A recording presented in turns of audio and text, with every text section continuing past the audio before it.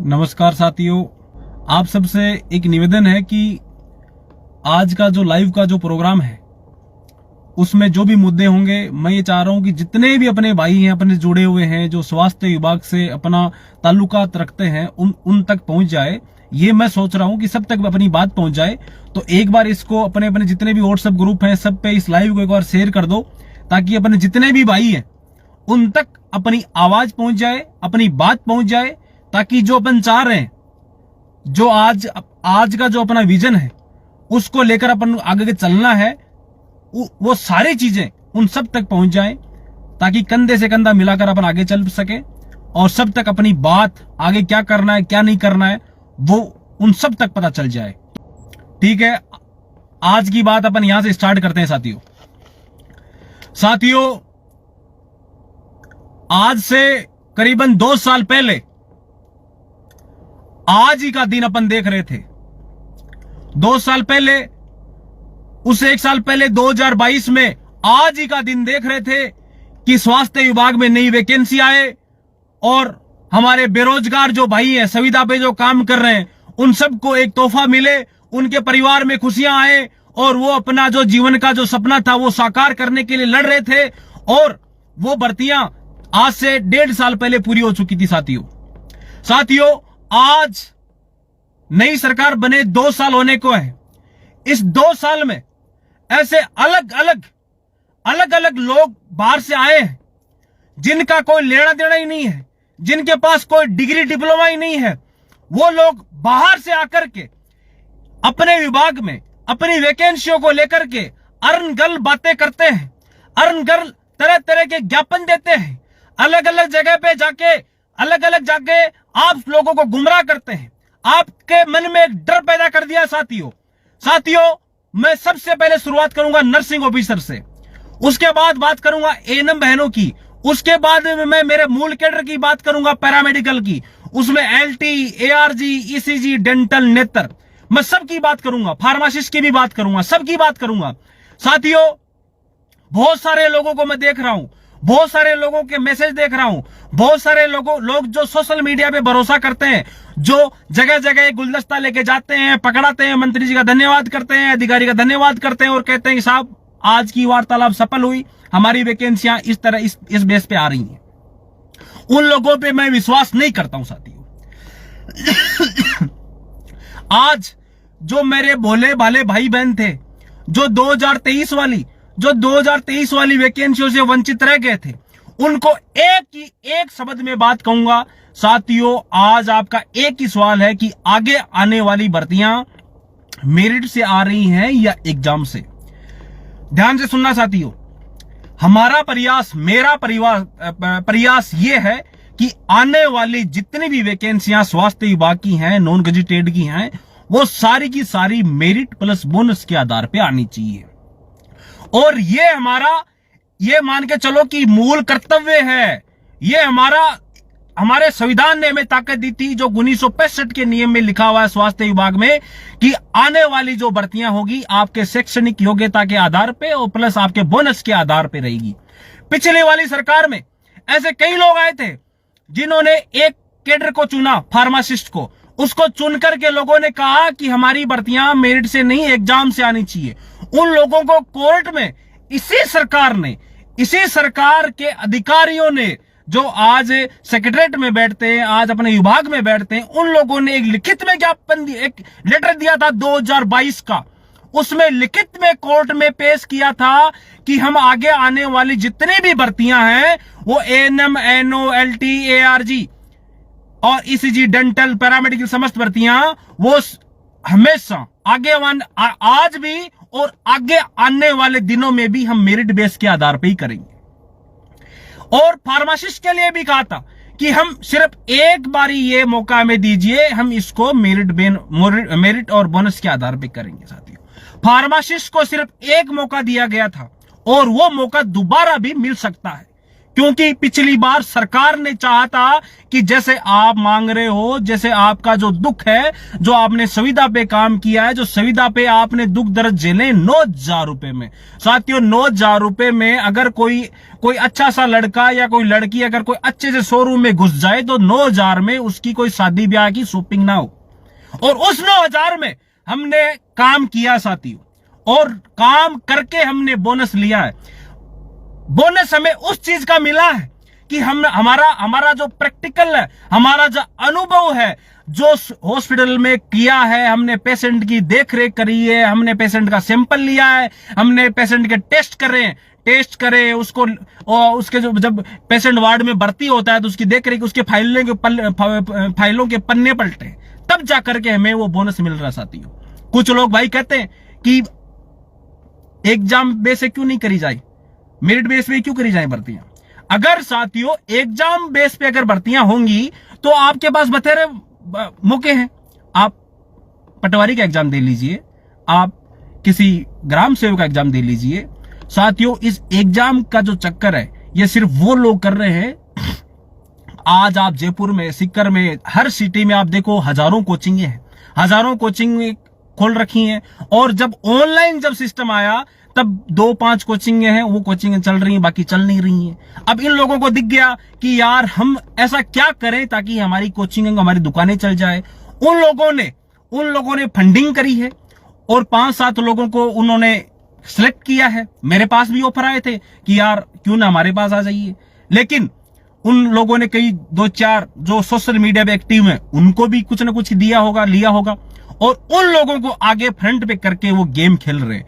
अगर आज के दिन ये बहुत अच्छा बिजनेस हो सकता है अगर हमारी भर्तियां एग्जाम से आ जाएं तो। बहुत सारे जो लोगों की कोचिंगें खोल रखी हुई कोचिंगें चल जाएंगी, उनका पैसा आ जाएगा, और होना जाना कुछ नहीं है। वो लोग जो घूम रहे हैं, मैं कल 2-3 दिन पहले जब 23 को जब मैं सेक्रेटरीट में था तो कई लोग देखे थे मैंने वहां पे, जो सिर्फ यह प्रयास कर रहे थे कि क्यों नहीं इनको अपन एग्जाम बेस पे लाया जाए। और जो नेता आदमी होता है, जो नेता है, उन नेताओं को सिर्फ और सिर्फ चाहिए एक मसाला, कि हमें मसाला मिलता रहे। अगर नेता को मसाला ही नहीं मिलेगा तो वो एक्टिव कैसे रहेगा, वो सोशल मीडिया पे एक्टिव कैसे रहेगा, वो लोगों के सामने कैसे दिखेगा कि मैं आपके लिए ये कर रहा हूं। तो इन लोगों को सिर्फ सोशलबाजी करनी है। ऐसे बहुत नेता आए थे, एक उपेन्द्र यादव करके भी आया था, वो देख लो उसकी जमानत जब्त हो गई। ऐसे बहुत सारे नेता लोग घूम रहे कि भाई हम लोग ये चाह रहे हैं कि भाई यहाँ बेरोजगारों के हित में काम कर रहे हैं, बेरोजगारों के हित में काम करके टिकट ले लेंगे, एमएलए का चुनाव लड़ लेंगे, वो लड़ लेंगे, जबकि ऐसा कभी कुछ होना जाना नहीं है। एक आदमी ने करके देख लिया, उपेन्द्र यादव ने, उसको क्या मिला, सिर्फ 8,000 वोट मिले अपनी विधानसभा में। तो उन लोगों को कहना चाहूंगा कि तुम्हारा जो ये, बस मैं पहले भी मिला हूं, दोबारा मिलूंगा तुम लोगों से, और एक जवाब, एक लाइन में जवाब दूंगा, और पहले भी 2 लोगों को एक साइड में किया था, आगे भी करूंगा। साथियों मैं मुद्दे पे आऊंगा, इनकी बातों में नहीं रहेंगे। अगर एग्जाम से भर्ती हो गई, सपोज करना, तो आपसे क्या कहा जाएगा, आपका जो एग्जाम पैटर्न है उसमें आपको जीके पढ़ाया जाएगा कि 20 क्वेश्चन जीके के आएंगे। अगर एग्जाम से होगी तो आपको कहा जाएगा कि आप हिंदी संधि पढ़ो, अनुच्छेद पढ़ो, आप विधानसभा पढ़ो, आप राष्ट्रपति पढ़ो, इन सबको पढ़ो। आपसे कहेंगे कि देवी देवताओं को पढ़ो, आपसे कहेंगे कि पुराने इतिहास में क्या था। क्या आप ये सब पढ़ने के लिए डिग्री डिप्लोमा करके आए थे?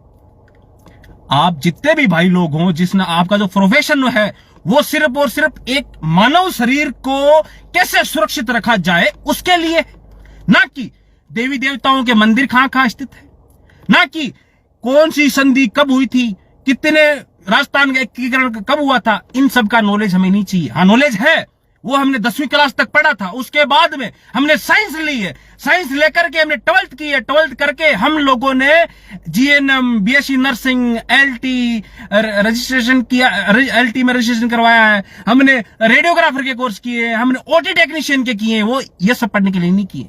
साथियों ये कभी नहीं होगा कि आपकी भर्ती एग्जाम से हो जाएगी।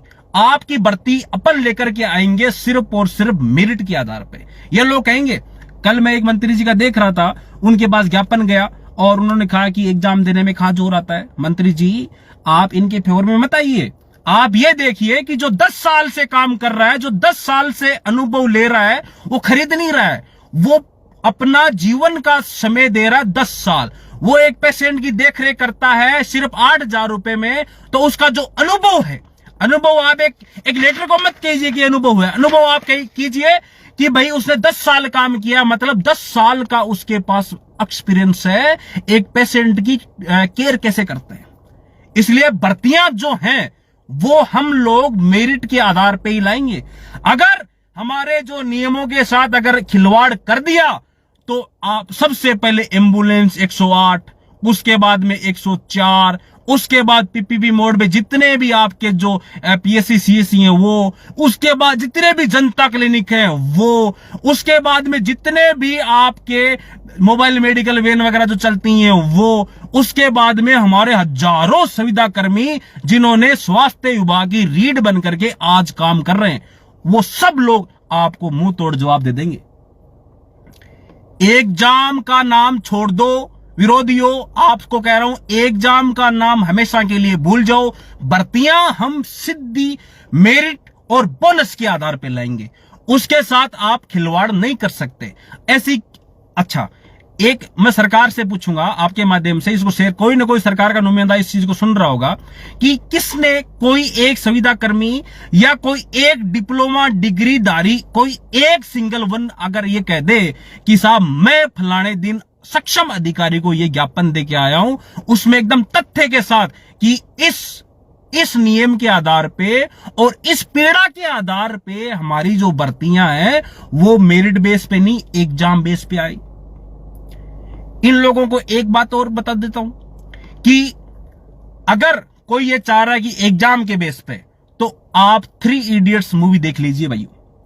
उसमें एक रट्टूखोर होता है और एक प्रैक्टिकल अनुभवी होता है। लास्ट में वो जो रट्टूखोर है वो पीछे रह जाता है और प्रैक्टिकल वाला बहुत आगे चला जाता है, और वही होगा हमारे स्वास्थ्य विभाग में। आज हम लोगों को 1 नवंबर में 20/11 को एक लेटर मिलता है, मतलब अपन लोगों को मिलता है।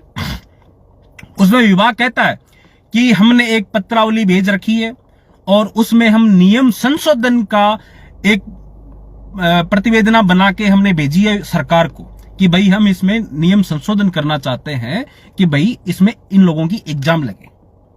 और आप लोगों का एक मांग रहती है कि हमारी भर्ती कब आएगी, हमारी भर्ती कब आएगी। उसमें उन लोगों ने, सरकार ने अपने जो जॉइंट सेक्रेटरी, उन्होंने लिखित में दिया अपन को, आप सबके पास लेटर पहुंचा भी होगा, 20/11/2025 का है। उसमें उन्होंने लिखा है कि जब तक वो जो हमने एक परिवेदना बना के अर्थना बना करके भेजी है, सॉरी अर्थना, उसमें लिख रखा है कि भाई एग्जाम से हो भर्तियां, जब तक उसका जवाब नहीं आता तब तक हम नई वैकेंसी नहीं निकालेंगे। इसलिए मैं, मेरे कई साथी, हम लोग विभाग में अलग अलग जगह अधिकारियों से मिले, अभी 3 दिन पहले की बात है। अधिकारियों का कहना है कि भाई हमने यहां से एक अर्थना बना के भेज दिया सरकार को। अब हम सरकार से मिले, सरकार इस पे आनाकानी कर रही है।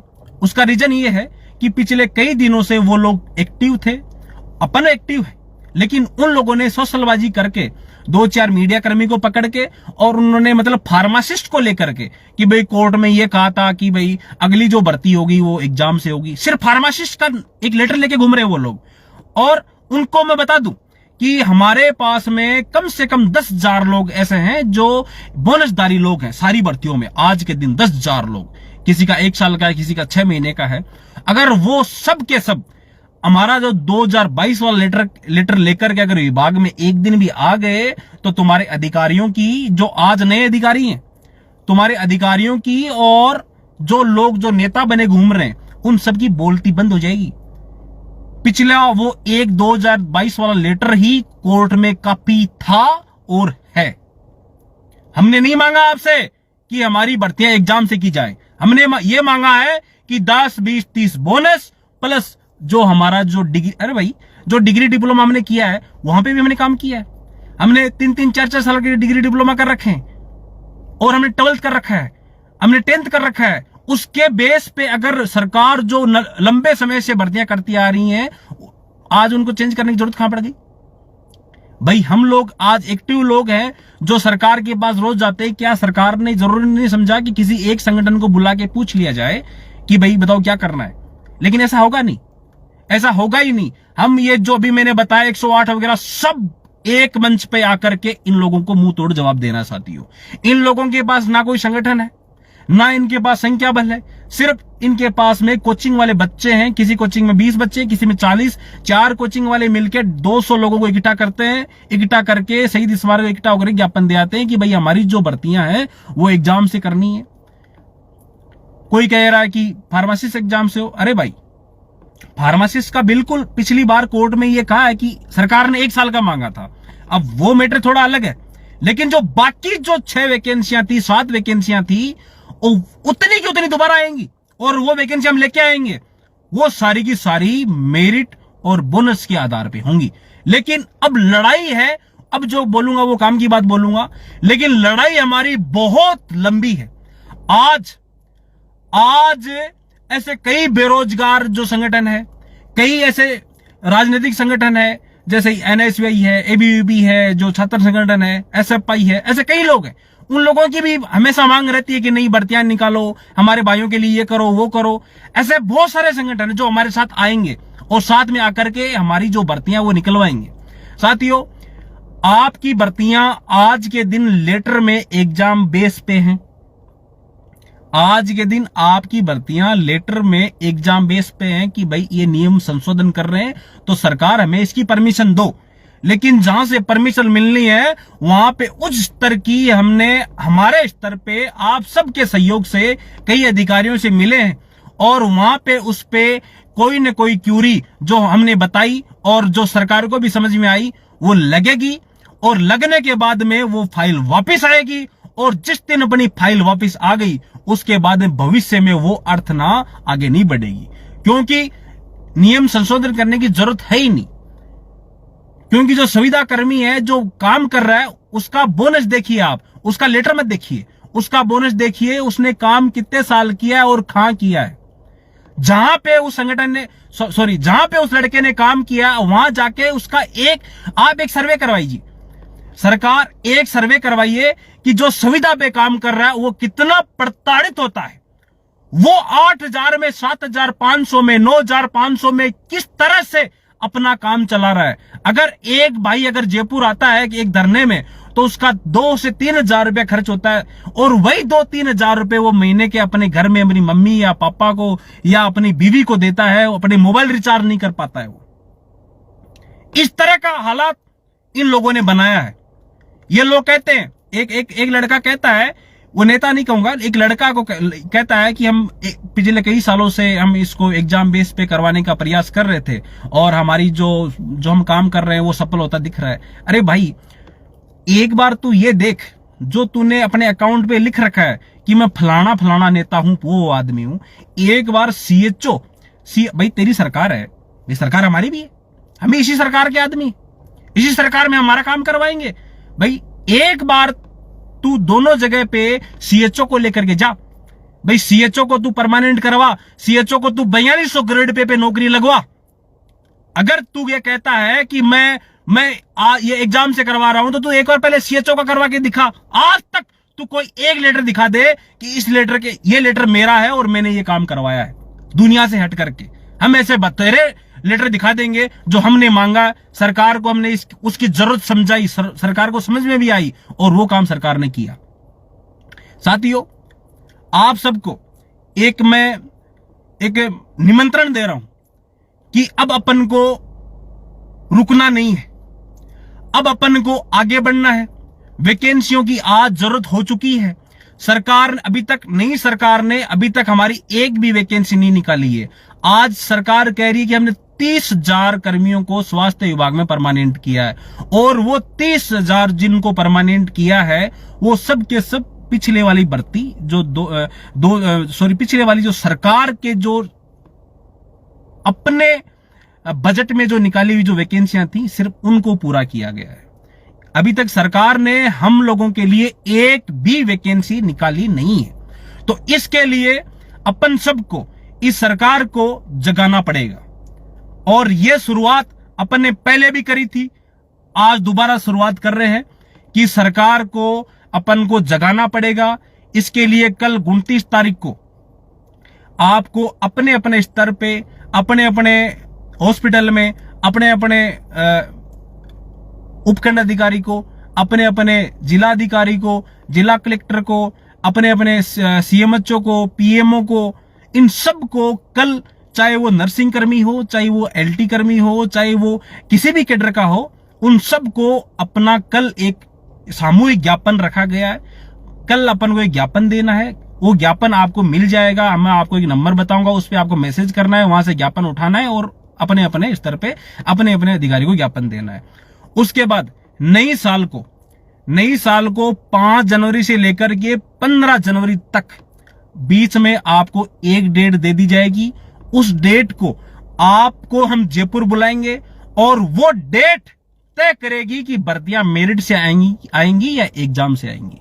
कई भाई लोगों का बोनस नहीं हुआ है, 6-6 महीनों का हो रखा है, वो लोग सोचते हैं कि अरे यार थोड़ा रुक के आ जाए भर्ती। साथियों, अब भर्ती की बहुत ही ज्यादा जरूरत है।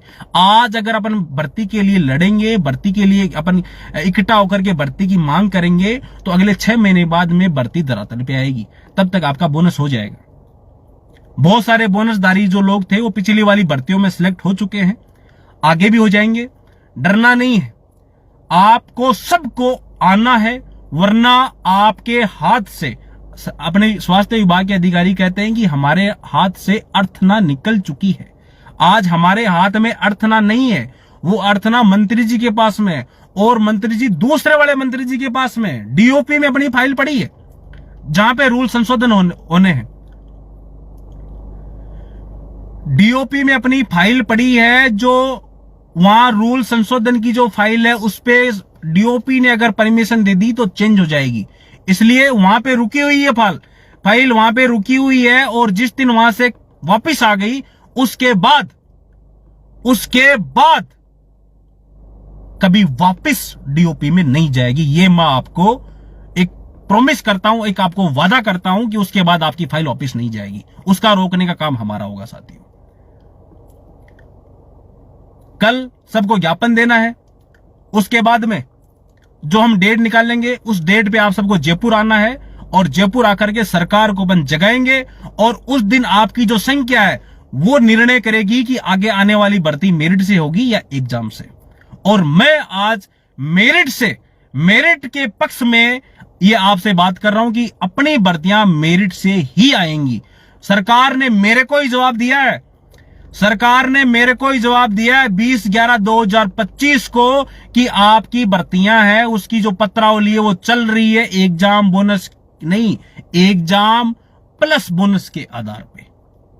अब अगर तुम्हें रोकना है तो तुम सक्षम स्तर पे रोक लो, और वो काम अपन जनवरी में 5 जनवरी से लेके 15 जनवरी के बीच में एक डेट को अपन करेंगे, और उस दिन आप सबको आकर के और सरकार को मुंह तोड़ जवाब देना है कि नहीं, हमारी जो भर्तियां हैं वो मेरिट और बोनस के आधार पे ही आएंगी। आज अभी जो मार्च में जो नया बजट आएगा, पिछले वाले बजट में सरकार ने 1500 पद नए स्वीकृत पैरामेडिकल के करवाए थे, और इस बजट में हमारी मांग है कि सरकार कम से कम 20 से 22 हजार नए पदों पे ANM, ANO, pharmacist, LT, ARG, इन सबके लिए एक अलग से इनकी लिए वैकेंसी निकाले, और वैकेंसी निकाल करके हमें एक सौगात दे कि नई सरकार जो हम लेके आए थे, नई सरकार ने हमारे लिए ये किया है। साथियों, इसी के साथ मैं आपसे कहूंगा कि ज्ञापन जो है, जो अपना जो ज्ञापन अभियान चल रहा है, वो ज्ञापन अभियान में आपको ज्ञापन कहां से लेना है वो आपको एक मैं नंबर दे रहा हूं, उस नंबर पे आप मैसेज करना, वहां पे आपको डायरेक्ट ज्ञापन पहुंच जाएगा। साथियों, नंबर लिखिए 9358530860। किसी भी तरह की कोई जानकारी अगर आपको लेनी हो, इस नंबर पे आपको मैसेज करना है। मैसेज करके आपको अपनी जो भी समस्या है उसका समाधान हो जाएगा। 9358530860, ये हमारे ऑफिस के नंबर है, इस पे आप मैसेज करना, आपको मिल जाएगा। अब आप भाइयों का अगर कोई किसी तरह का कोई क्वेश्चन हो तो आप मुझे पूछ सकते हैं लाइव में।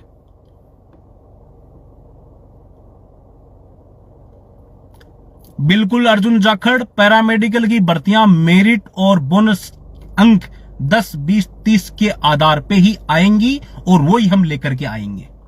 अब किसी भाई का यह क्वेश्चन नहीं रहना चाहिए कि भाई वैकेंसी वो मेरिट से आएगी या बोनस से आएगी, सॉरी, मेरिट से आएगी या एग्जाम से आएगी। भर्तियां सिर्फ और सिर्फ मेरिट और बोनस के आधार पे ही आएंगी। और वो हम लेकर के आएंगे, क्योंकि वो हमारा अधिकार है। पैरामेडिकल की नई भर्ती अजय चौधरी जी, नई भर्ती इस 2026 में आएगी नहीं, अपन को लानी पड़ेगी। आप सबको जयपुर आना पड़ेगा, अधिकारियों के चक्कर लगाने पड़ेंगे, मंत्रियों के गेट का खड़खड़ाने पड़ेंगे, उनको ज्ञापन देना पड़ेगा, उनको पकड़ना पड़ेगा, उनसे बात करनी पड़ेगी और उनसे ही भर्तियां अपन निकलवाएंगे। धनराज 1965 में संशोधन ये हो रहा है कि आगे उसमें नियमों में लिखा हुआ है, आप पढ़ लेना, साइट पे है, सरकारी जो विभाग की जो साइट है उसमें लिखा हुआ है कि जो हमारी जो वैकेंसियां होंगी भविष्य में, वो सब की सब बोनस मेरिट के आधार पे होंगी। लेकिन अब जो मौजूद सरकार है, इसमें सरकार में कई लोग ऐसे आ जाते हैं जो ज्ञापन लेके आ जाते हैं कि भाई हम ये चाहते हैं, हमारी ये मांग है, हम आपके ही हैं, हम ही आपकी सरकार लेके आए थे, तो इसको आप एग्जाम से करवाओ, ये करवाओ। तो उसमें एग्जाम का प्रावधान है नहीं, लेकिन एक सिंगल पेज पे लिख करके कि भाई देखो हम ये प्रावधान बना रहे हैं कि एग्जाम से करवा दो, ये करवा दो, तो सरकार उसकी मंजूरी देगी नहीं। क्योंकि सरकार अगर कोई फैसला लेती है तो बहुत ही सोच समझ के उसके नुकसान फायदा सब देख के लेती है। लेकिन वो लोग एक नासूर बने हुए हैं, वो जो लोग एग्जाम की बात करते हैं वो नासूर बने हुए हैं, और उन लोगों को अपन को मुंह तोड़ जवाब देना है। अभी उनके चक्कर में फंसना नहीं है। अगर वो लोग कहीं मिल जाएं तो उनसे फंसना नहीं है, उनसे भिड़ना नहीं है। अपन को अपना जवाब लेटर से देना है, और जिस दिन वैकेंसी आ जाएगी उस दिन अपने आप उनको जवाब मिल जाएगा। दुर्गाराम, बिल्कुल अपना जो धरना होगा अनिश्चितकालीन होगा।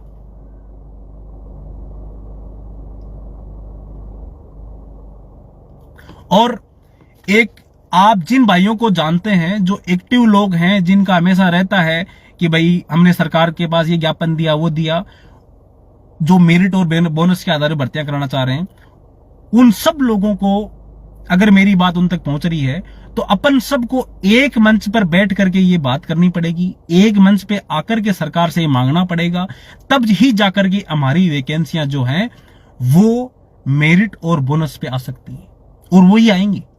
आज नर्सिंग ऑफिसर कुछ अलग, कई लोग अलग भाग रहे हैं, कई लोग एएनएम की बहनें अलग भाग रही हैं, कई लोग फार्मासिस्ट के अलग भाग रहे हैं, कई एलडी के अलग भाग रहे हैं। अलग भागने का वक्त नहीं है। जिस दिन वैकेंसी का एडवर्टाइजमेंट अपने हाथ में आ जाए उसके बाद आप लोग नेतागिरी कर लेना, उसके बाद आपकी जो मांगे हो अलग अलग स्तर पे लड़ लेना। लेकिन हमारा जो नियम संशोधन हो रहा है उसमें आप सबको एक साथ आना चाहिए, क्योंकि अपन नेता नहीं है। भाई मैं भी लैब टेक्नीशियन हूं, भाई मैंने मैं डिप्लोमा कर रखा है, मैं लैब टेक्नीशियन हूं, मैंने संविदा पे काम भी कर रखा है, मैं संविदा कर्मी हूं। अगर मैं आ रहा हूं, मैं अपनी बात लिख रहा हूं, बोल रहा हूं, तो आप सबको भी एक साथ आकर के लड़ना चाहिए। मैं नेता नहीं हूं। कोई भाई को लगे कि भाई मैं नेता हूं, वो नेता है तो भाई मैं उस साथ नहीं बैठूंगा, मैं नेता नहीं हूं, मैं एक आम लड़का हूं। तो जो नेता, जो अपने आप को नेता कहते हैं, उनको भी आप समझाइए कि अपन को एक साथ एक मंच पर आकर के मेरिट और बोनस के पक्ष में बात करके एक आजम पर बैठना होगा। और मैं उम्मीद करूंगा कि जिस दिन हम धरना करें उस दिन सारे जो संगठन है, जो सारे जो ज्ञापन लेके भाई हमारे जो घूमते हैं, अलग अलग बना रखा है, वो सब लोग वहां आए, सब लोग उपस्थित हुए। अगर किसी के मन में होगी ये धरना मेरा है तो मैं कह दूंगा कि भाई धरना उसी का, मेरा कोई धरना नहीं है। मैं कह दूं अगर किसी के मन में हो कि मेरे नाम पे हो, ये हो, परमिशन मेरे नाम पे हो, तो मैं उसके नाम की परमिशन ले लूंगा, मैं उसको आगे खड़ा कर दूंगा। लेकिन आना आपको सबको एक मंच पे पड़ेगा, तब जाकर के हमारी वैकेंसियां जो है वो मेरिट और बोनस के आधार पे आएंगी। आप सबसे मैं यही उम्मीद करूंगा कि जो 29 तारीख को हमारा जो ज्ञापन अभियान चले उसको बहुत ही सक्रिय रूप से लेकर के, और उसको बहुत अच्छे तरीके से लेकर के उसको आगे बढ़ाना है, और हर जगह तक अपना लेटर सरकार तक पहुंचाना है। मुख्यमंत्री जी के नाम से अपना लेटर देना है, और मुख्यमंत्री जी तक वो जो लेटर पहुंचाओ उसकी रिसीविंग भी ले लेना, और अपने अपने जो विधायक हैं, एमपी हैं, उनको लेटर दो, उनसे उनकी एप्लीकेशन पे उनका जो लेटर पैड होता है उस पे लिखवा करके सरकार तक भिजवाओ। वो सब लेकर के अपन सारे बंडल, मैं चाहता हूं कि सारे बंडल बन जाएं, और वो बंडल लेकर के अपन सरकार के सामने खड़े हो कि नहीं, हमारी जो आगे आने वाली जो भर्तियां बेरोजगारों के लिए वो मेरिट और बोनस के आधार पे हो। यही कहूंगा साथियों कि आज से जो आगे आने वाली जो लड़ाई है, क्योंकि बहुत लंबे समय से हम देखते आ रहे हैं, एग्जाम वालों को पीछे छोड़ के अपन को आगे आना पड़ेगा। सबको एक साथ आकर के लड़ाई लड़ेंगे तो ही अपनी भर्तियां मेरिट बोनस पे आएंगी और वो अपन लेकर के रहेंगे, क्योंकि वो हमारा अधिकार है। कुछ लोग बोलते हैं कि अनुराग कौन क्या है। अनुराग वो है जो इस सरकार बनी थी, सरकार के बनते ही सरकार को एक मैसेज दिया था कि पीछे वाली भर्तियां 2 महीने में चाहिए, और सरकार ने 2 महीने में ज्वाइनिंग करवा के और अपना अस्तित्व स्थापित किया था। तो इन जो बेरोजगारों के नेता बन के घूमते हैं, उनको आप जवाब दे देना कि हम लोग आ रहे हैं और व्हाइट कोट वाले आ रहे हैं। जब कोर्ट में जब ब्लैक कोट वाला लड़ता है तो वो सरकार की नींद उड़ा देता है, और जब सड़क पे अगर व्हाइट कोट वाला लड़ेगा उस दिन सरकार को, जो विपक्षी जो लोग हैं जो ये चाहते हैं कि एग्जाम से हो, ये हो, वो भर्तियां आए नहीं, वो कोचिंग चले, तुम लोगों की नींव हिल जाएगी। और ऐसा हम करेंगे। धन्यवाद साथियों।